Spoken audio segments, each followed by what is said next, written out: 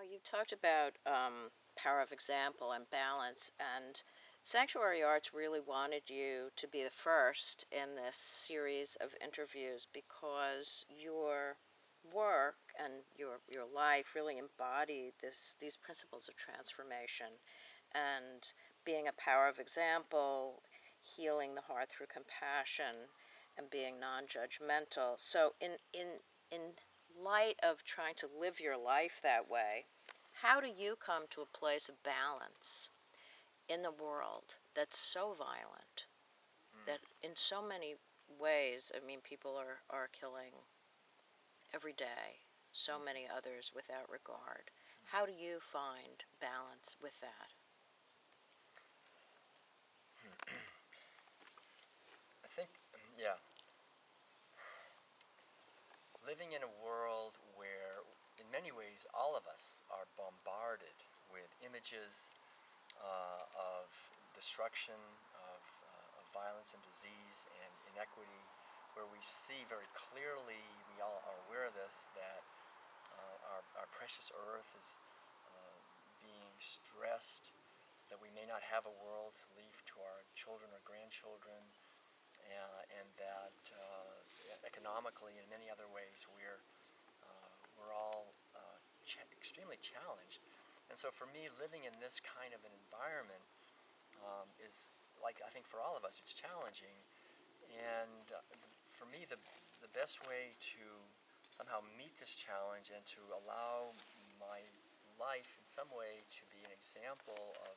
a positive change is to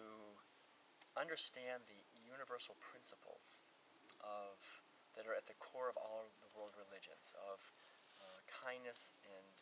justice. And I think essentially, and really of inner listening. I think inner listening is so important, because if I'm only listening to the outer world, I'm only listening to the reports that are coming from the mass media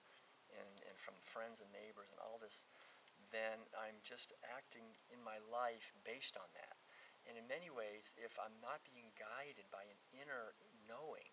then what am I being guided by? I'm being guided by the whole cultural program. All of us have been powerfully injected with a cultural program from the time we're little infants, from our parents and teachers and ministers and the media and the government and the corporations. And essentially, all of that does is it pushes us in a certain way to do things and to have goals that are really in many ways not in our best interests. We're just following this program. So instead of that, take time to quiet our minds and connect with our intuition or this inner knowing, and let that guide us. Let that guide me in my life. And I think that will naturally bring about a transformation for anyone who does this, that we're no longer solely dependent on not only the outer world, but the inner voices that are injected into us by our well-meaning parents, of course, and well-meaning teachers and well-meaning ministers, but a lot of it is really toxic. So it's important, I think, to understand that. For me, it's important not to blame anyone, not to say, oh, they're bad, to really see that all of us essentially are wounded by this cultural program of being raised in a herding culture where we're forced to eat meat and dairy and eggs every day, and to shut down our natural compassion, to numb ourselves, to desensitize ourselves. So essentially what the idea is to resensitize ourselves, reconnect again, to learn to listen to our inner wisdom, to unlearn a lot of what we've learned, to let go of so many of the things that we are told by our society are important, to let go of the idea of being a consumer, and to come back essentially to the core teaching of all the world religions, which is whatever you most want for yourself, to give that to others, to find a way to be a giver in the world of what people at a deep level all yearn for, which is really love and freedom and joy and kindness. If we can actually embody a life where doing the best we can to do that, then I think it doesn't mean our life will be easy. It doesn't mean like, oh, then everything's there's still challenges, but we have a different foundation that we can come from. I have just two questions left. You've done a lot of traveling, and in traveling the world and meeting other people and maybe other cultures, can you tell us something a little bit about what you have learned or how that may have influenced your perspective? Yeah, I I have found world travel, to be enormously helpful. And I think one of the things one of the things that's helpful about traveling is one can really enter into a culture that sees the world from a different perspective. And so it can be kind of a culture shock to go, for example, when I lived in Korea, or when I, gone to Europe or other places, it's kind of, shocking in a sense to be in a society that really has different assumptions. And then it can be, in some ways, even more of a shock to come back again into the culture of my birth and realize that now I see things differently. But I think anytime we travel to another society and another way of seeing, if we allow that to touch us, it can allow our mind and heart to open to another way of seeing the world. And it's important, of course, to take, to use discretion, to take those things that are positive, maybe not take those things that are, because every culture has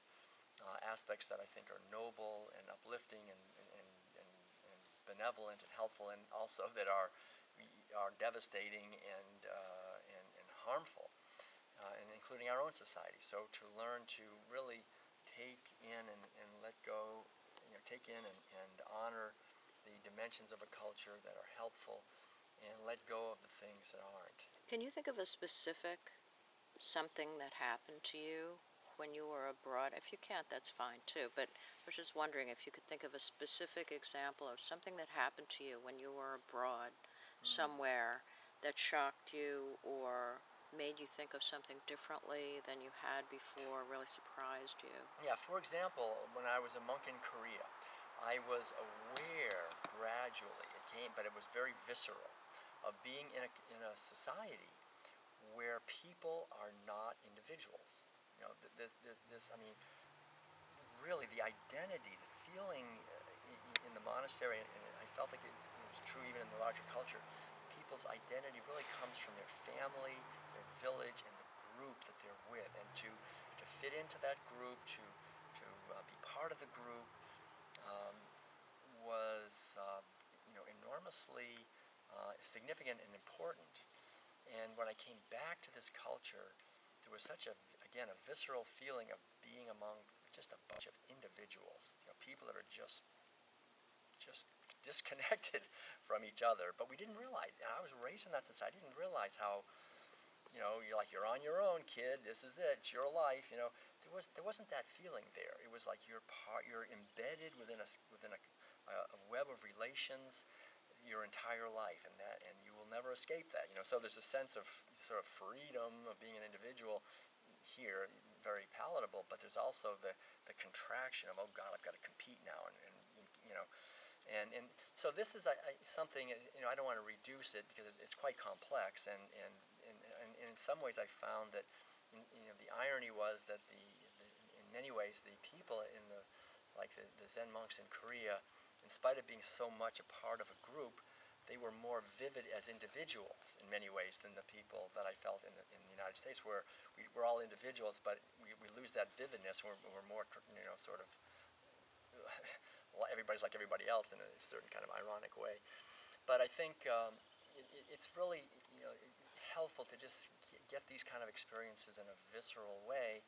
where we feel it and see it, and not really to judge one as better or worse, but to understand how cultures really do influence us in